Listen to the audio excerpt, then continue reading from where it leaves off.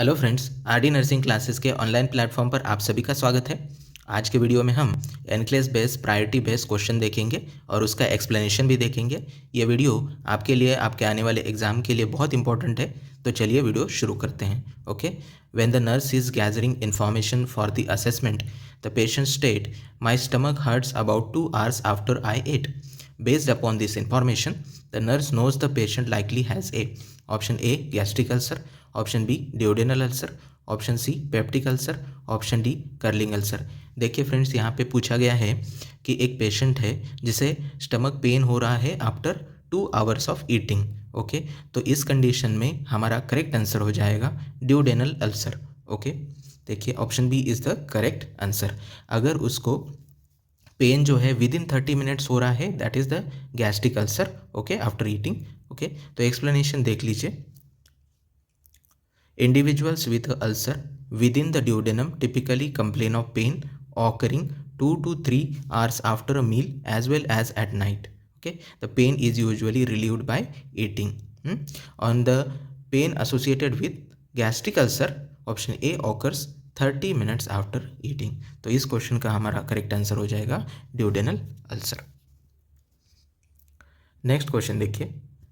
24-year-old female client is scheduled for surgery in a morning. Which of the following is the primary responsibility of the nurse? Option A taking the vital sign, option B obtaining the patient permit, okay, option C explaining the procedure, option D checking the lab work। देखिए friend, यहाँ पे हमें क्या पूछा गया है, आप देखिए यहाँ पे रिस्पॉन्सिबिलिटी ऑफ द नर्स पूछा गया है। Okay, responsibility of the nurse क्या होता है? रिस्पॉन्सिबिलिटी होती है नर्स की taking the vital science. Okay, option A is the correct answer. देखिए, ऑब्टेनिंग द परमिट, ठीक है, explaining the procedure and checking the lab work, ये सारे काम जो है वो डॉक्टर के हैं। Okay, taking the vital science is the responsibility of the nurse. Okay, option A is the correct answer. देखिए explanation. The primary responsibility of the nurse is to take the vital sign before any surgery. The action in the answer B, C, D are the responsibility of the doctor and therefore are incorrect for this question. Okay. Next question देखिए। An infant weight 7 pound at birth. The expected weight by 1 year should be option A 10 pounds, option B 12 pounds, option C 18 pounds, option D 21 pounds। Friends, हमें ये सब पता है कि अगर infant का जो वेट होता है वो 1 ईयर में कितना होता है, ट्रिपल। ओके, ट्रिपल हो जाता है। तो जितना भी वेट है, जैसे मान लीजिए यहाँ पे वेट दिया है 7, ठीक है, इंटू 3 करिए, तो हमारा ऑप्शन डी 21 पाउंड्स यहाँ पे सही जवाब आ जाएगा। ओके, देखिए, a birth weight of 7 pound would indicate 21 pounds in 1 year और triple his birth. Okay, next question देखिए। The client is scheduled for a Tensilon test to check for myasthenia gravis. Which medication should be kept available during the test.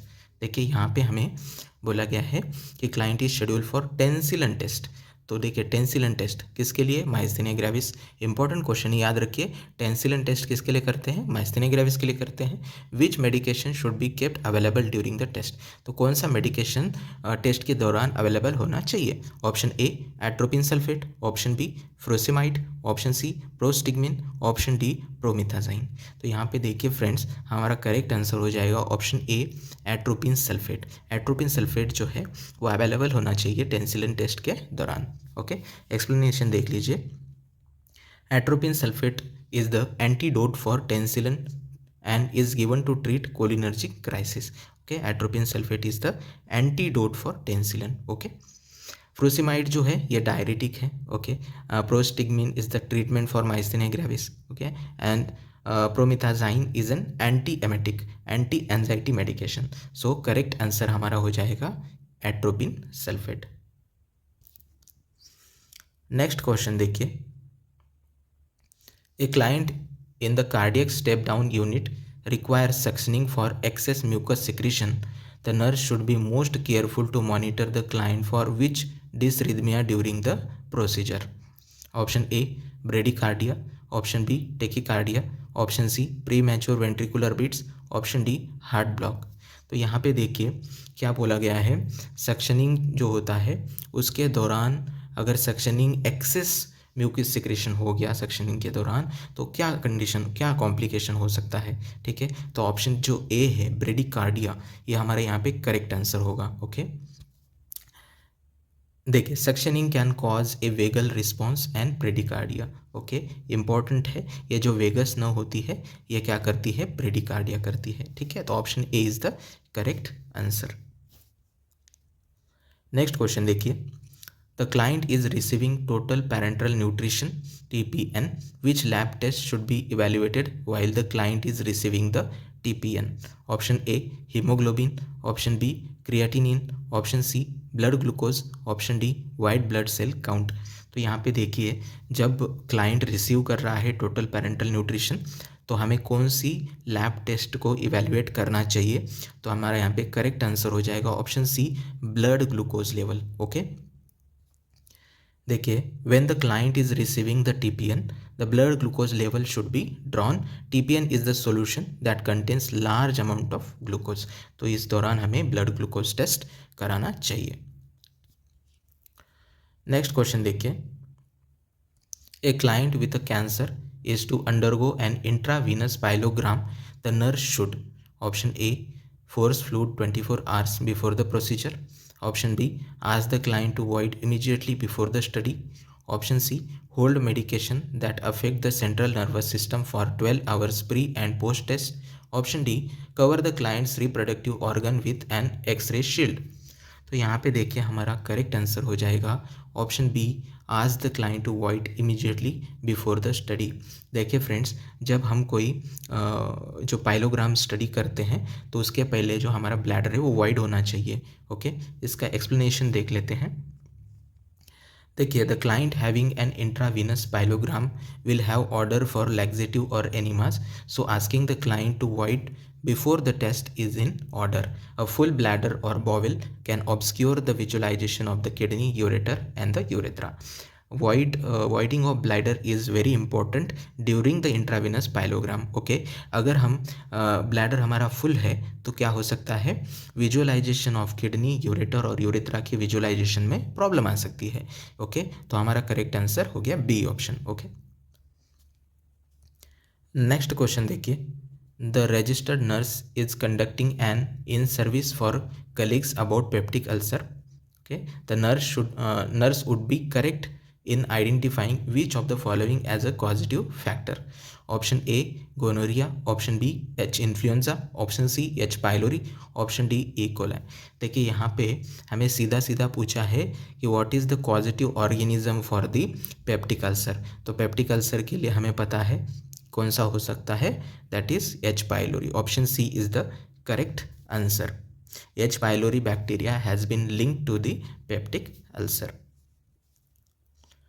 Next question देखिए, an important intervention in monitoring the dietary complication of a client with bulimia is, option A allowing the client privacy during the meal time, option B praising her for eating all her meals, option C observing her for 1 to 2 hours after meals, option D encouraging her to choose foods she like and to eat in the moderation। Okay, देखिए friends, जो bulimia नरोज़ा का जो client होता है उसे हमें क्या करना चाहिए, उसे हमें ऑब्जर्व करना चाहिए, observing for 1 to 2 hours after the meals. क्यों ऑब्जर्व करना चाहिए, क्योंकि ये जो क्लाइंट होता है ये ओमिटिंग करने के चांसेस होते हैं, जो भी खाता है वो तुरंत ही ओमिट करने की कोशिश करता है, इसलिए हमें उस क्लाइंट को 1 to 2 आवर्स ऑब्जर्व करना है। एक्सप्लेनेशन देखते हैं, to prevent the client from inducing vomiting after eating, the client should be observe for 1 to 2 hours after the meal. Okay, C is the correct answer. Next question देखिए, the nurse understand that the diagnosis of the oral cancer is confirm with, option A biopsy, option B Gram stain, option C scrape cytology, option D oral washing for cytology. तो यहाँ पे देखिए diagnosis of oral cancer confirm होता है option A biopsy से। Biopsy is the very very important वो diagnosis of oral cancer confirmation के लिए। ठीक है, the best diagnostic tool for the cancer is the biopsy। Okay.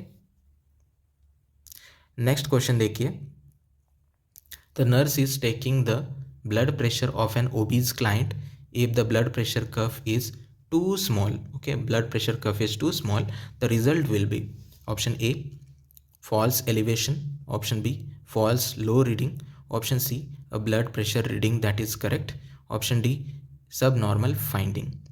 तो देखिए फ्रेंड्स, यहाँ पे अगर हम ओबीज पेशेंट का बीपी ले रहे हैं और बीपी कर्व जो है वो टू स्मॉल है, तो यहाँ पे क्या होगा, फॉल्स एलिवेशन देखने को मिलेगा बीपी में। Option A is the correct answer. If the blood pressure curve is too small, the result will be a blood pressure that is false elevation. false elevation देखने को मिलेगा।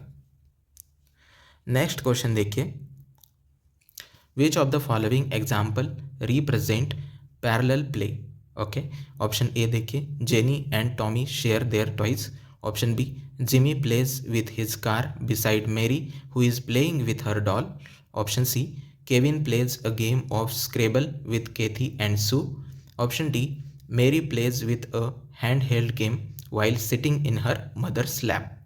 तो देखिए फ्रेंड्स, यहाँ पे हमें क्या पूछा है, एग्जाम्पल ऑफ पैरेलल प्ले कौन सा हो सकता है। तो पैरेलल प्ले हमें पता है टॉडलर्स में होता है, ओके, और इसका आंसर करेक्ट हो जाएगा option B, that is Jimmy plays with his car beside Mary who is playing with her doll. Okay, parallel play is a play that is demonstrated by two children playing side by side but not together. Side by side खेलते हैं but not together, that is the parallel play. Next question देखिए, the nurse is assessing the abdomen, the nurse knows the best sequence to perform the assessment is, option A, inspection auscultation palpation, option B, auscultation palpation inspection, option C, palpation inspection and auscultation, option D, inspection palpation and auscultation. देखिए correct हम answer जो हो जाएगा option A हो जाएगा, inspection के बाद में ऑस्कल्टेशन आएगा एंड लास्ट में पाल्पेशन होगा, that is the correct answer. Answer A is the correct. Next question देखिए, which of the following best describe the language of a 24-month old? Option A, doesn't understand yes and no, option B, understand the meaning of words, option C, able to verbalize the needs, option D, continually ask why to most topics। देखिए यहाँ पे correct answer क्या हो जाएगा, language of 24-month old पूछा है तो होता है option C, able to verbalise the needs. Okay, देखिए children at the age of 2 can reach for object that they desire and use simple words such as cookie to express what they want। तो option C यहाँ पे हमारा correct answer हो जाएगा। Next question देखिए, the nurse is caring for the client following a cerebral vascular accident, which portion of the brain is responsible for taste, smell and the hearing.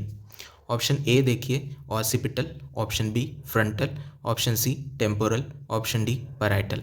देखिए friends, यहाँ पे जो हमें पूछा गया है, which portion of the brain is responsible for taste, smell and the hearing, तो option C जो होता है temporal region, that is important region for the responsible for taste, smell and the hearing. Okay, option C देखिए, temporal lobe is responsible for taste, smell and the hearing, the occipital lobe is responsible for the vision. Okay,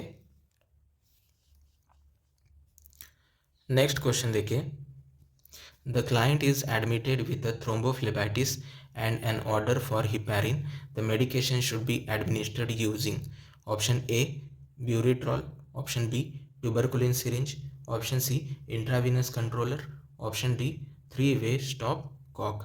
ठीक है, तो देखिए यहाँ पे जो है हमारा करेक्ट आंसर हो जाएगा option B tuberculin syringe. Okay, देखिए to safely administer the heparin the nurse should obtain an infusion controller. Okay, too rapid infusion of heparin can result in the haemorrhage. ठीक है, तो यहाँ पे जो है हम लोग ट्यूबरकुलिन सिरिंज का यूज करेंगे। नेक्स्ट क्वेश्चन देखिए, A 5-year-old is admitted to the unit following a tonsillectomy, which of the following would indicate a complication of the surgery? Option A, decreased appetite. Option B, low grade fever. Option C, chest congestion. Option D, constant swallowing. तो देखिए यहाँ पे क्या बोला है, after a tonsillectomy, okay, tonsillectomy हो चुकी है और क्या कॉम्प्लिकेशन हो सकता है आफ्टर सर्जरी।